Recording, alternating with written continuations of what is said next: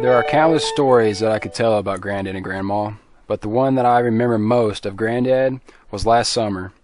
James, Robert, Granddad, and I went to the city golf course to play a round of golf.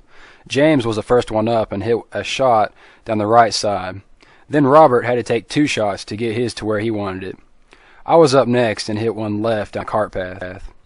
Granddad then stepped up, 90 years of age, and unable to see the hole, hit one right down the center, not even having a practice swing.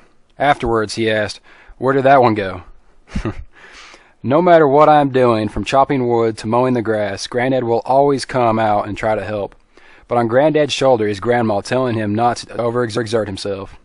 That's when Granddad acts intentionally, hard of hearing, and gets at least one more swing of the axe in before quitting. No matter where I go, I always seem to meet someone that knows Granddad and Grandma.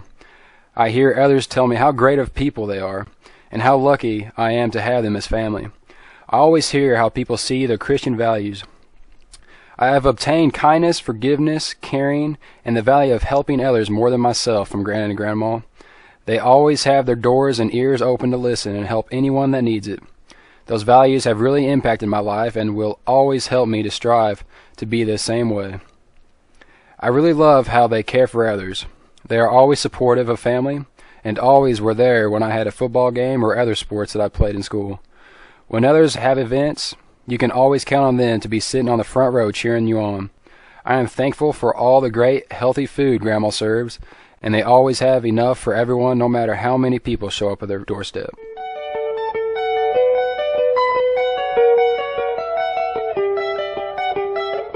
I have many wonderful memories of spending time with my grandparents. One special memory that comes to mind is the day this past summer that I spent helping Grandpa till and plant his garden. Grandpa showed me the art of gardening. The first was to till the garden, remove rocks, rake it out smooth, dig a row, apply fertilizer, and plant the seeds. After we planted a few rows, Grandpa said we needed a raised bed for the lettuce and mustard greens. As we formed the soil into the bed, I asked him if we could sleep in this kind of bed. He then lay down on our new dirt bed to show me that we could. I lay down in the dirt bed too. It wasn't as comfortable as my regular bed, but it would soon raise up delicious vegetables. I enjoy going to church each week and sitting beside my grandparents. They have taught me the importance of putting God first to my life. I see the blessings they have received because of their faithfulness, and it inspires me to be faithful also. I am thankful that I live close to my grandparents and get to spend time with them each and every week. They have always made me feel special being the youngest grandchild. I enjoy their encouragement and the many times they have supported me by attending my concerts. Thank you for being such loving and amazing grandparents.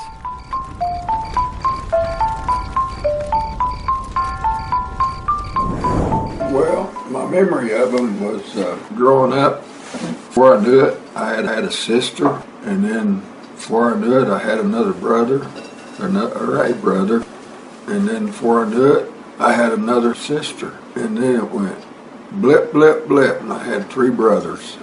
And by the time the sixth one was born, I didn't figure out I was from a big family. And then I got the news that she was pregnant again for the seventh, and I said, well, that's just way too many kids. There just ain't enough room for everybody. And so anyway, James was born, and then it was all right after that. Had a lot of fun watching James grow. They had their hands full. I made sure I gave them a rough time as I could. I used to make my mom scream just to agitate her, and I used to get a spanking generally when my dad got home. That's always something I did wrong. I kind of developed an attitude over the years.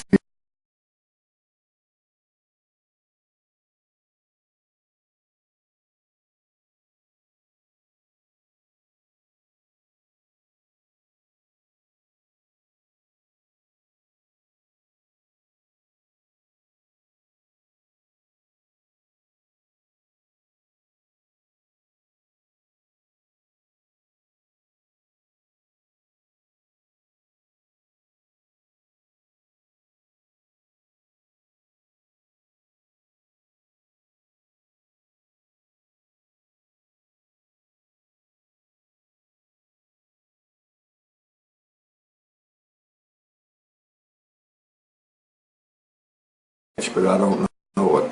Anyway, I don't want to go back to being poor. I know it's always crowded in the car. I mean, we used to argue about who gets by the door, by the window, or in the front seat. When I got old enough, it's about who was going to drive. I always wanted to drive. There wasn't any air conditioning in the cars back then. A lot of the roads were dirt roads, dusty, muddy, whatever, depending on the weather. There were just a lot of things different back then, and we just dealt with it what we had to. We didn't have it near as bad as our ancestors. We've enjoyed the best part of the world's living conditions, being overseas and seeing how they live over there, a lot of different countries. We're just blessed to be as good off as we are. Being raised and having to go to church and stuff, and after turning rebellious, and I don't know, just the way my own mind works, I'm not an atheist, but I'm not really religious either. And I just seen too many different religions in the world, and I don't see anything wrong with being that way, but I'm comfortable in my own skin, thinking the way I do. I'm glad they're probably spiritual or religious compared to somebody having alcoholic parents or fussing and fighting all the time and divorces and all that. I'm appreciative of that.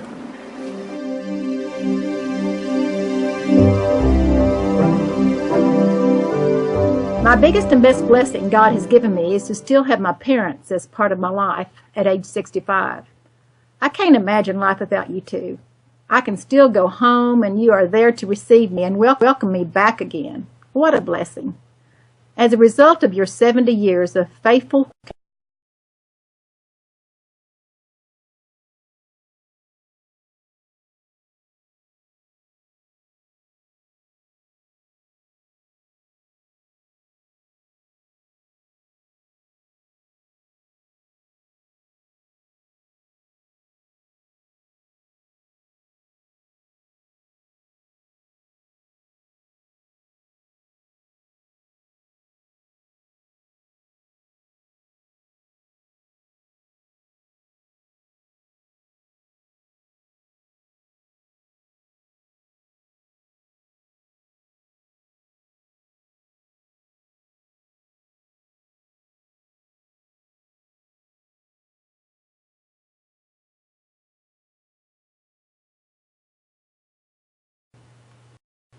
That same year in the fall, when I was a homesick freshman of 3 weeks, I called home to ask if someone could come and pick me up for a weekend home visit.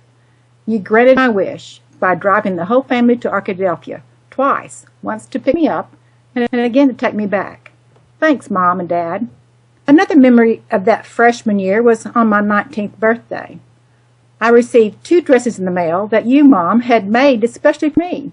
How surprised, grateful, and delighted I was when I tried them on and they fit. Mom, you had picked the material, the pattern, and took your time to sew not just 1, but 2 dresses for her college daughter.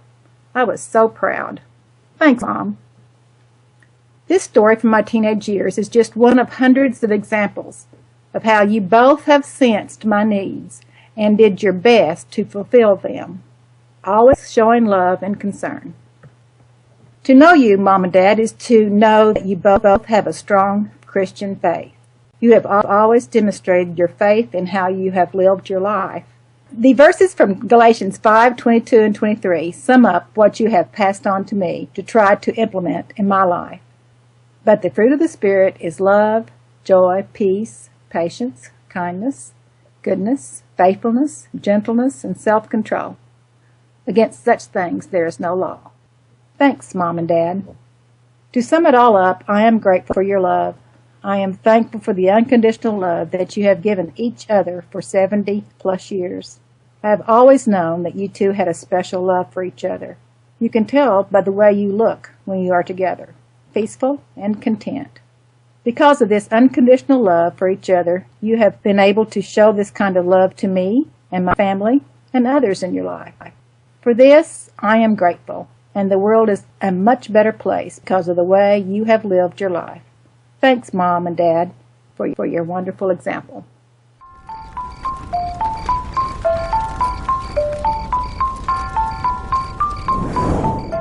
We didn't get to see Dad very much, so I remember going to a summer school with him. He was going to class. I would go with him just to see him and to visit with him when on the drive back and forth to school. It was about 45 minutes each way, so that's how I got to visit with my dad, and that was when I was 12, because otherwise I wouldn't get to see him much at all or spend any time with him.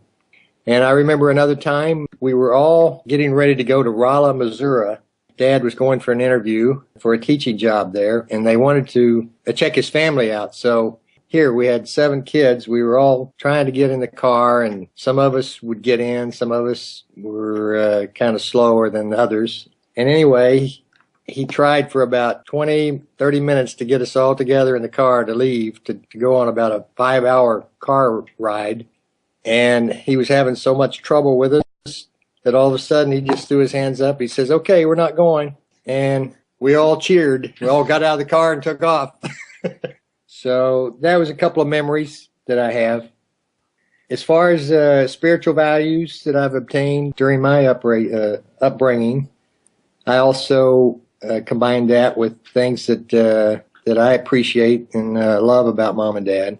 It always seemed to me that they led a good moral life, which was a positive guide for all of us to follow. And the work ethic that they displayed, the love that they provided and had for each other, just set the example that we all should follow. Even though I didn't perfect it, but it was still the guiding light that I should be striving for. I was always thankful for the Christian background that we were raised in, and it gave me the format and guidance in which to embark on for my own life. And as old as I am, I realize that the little things matter. They always have plenty of cornbread and apple butter, which I enjoy immensely.